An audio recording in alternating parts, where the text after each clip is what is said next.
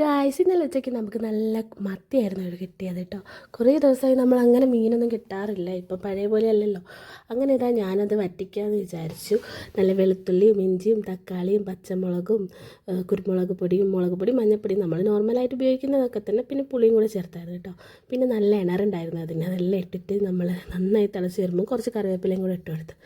പിന്നെ എന്താ പറയുന്നു, 2 തക്കാളി എടുത്തിട്ടുണ്ട്. അപ്പോൾ തക്കാളി കറി വെക്കാമെന്ന് വിചാരിച്ചു. കറിയൊന്നും ആർക്കും വലിയ താല്പര്യമില്ല, എന്നാലും കിടക്കട്ടെ. പിന്നെ നല്ല ബീട്രൂട്ട് ഉപ്പേരി ഉണ്ടാക്കിയിട്ടുണ്ടായിരുന്നു. അപ്പം പിന്നെ മാങ്ങ ഉണ്ടായിരുന്നു, പഴുത്ത അച്ചാറുണ്ടായിരുന്നു. അപ്പോൾ ഇതൊക്കെ കൂട്ടിയിട്ടായിരുന്നു നമ്മൾ ഇന്നലത്തെ ഉച്ചയൂണെന്ന് പറയുന്നത്. അടിപൊളിയായിരുന്നു കേട്ടോ, എനിക്ക് ഒത്തിരി ഇഷ്ടപ്പെട്ടു. അങ്ങനെ ഫുഡൊക്കെ കഴിച്ച് കഴിഞ്ഞപ്പോഴാണ് ഞാൻ താഴോട്ട് പോയത്. അപ്പോഴാണ് അറിഞ്ഞത് വേദൂട്ടനെ അവൻ്റെ അച്ഛൻ സ്റ്റഡി ടേബിൾ കൊണ്ടുവന്നിട്ടുണ്ട്. അങ്ങനെ ഇന്നലെ ഫുൾ അവൻ അവിടെ നിന്ന് കളിയായിരുന്നു. അത് കണ്ടപ്പോൾ യുവമോക്കും കൂടെ കയറണം എന്നൊക്കെ പറഞ്ഞു. ഞങ്ങൾ ജസ്റ്റ് അവളെയും കയറ്റി. അപ്പോൾ സ്പൈഡർമാൻ്റെ ടേബിളാണ്.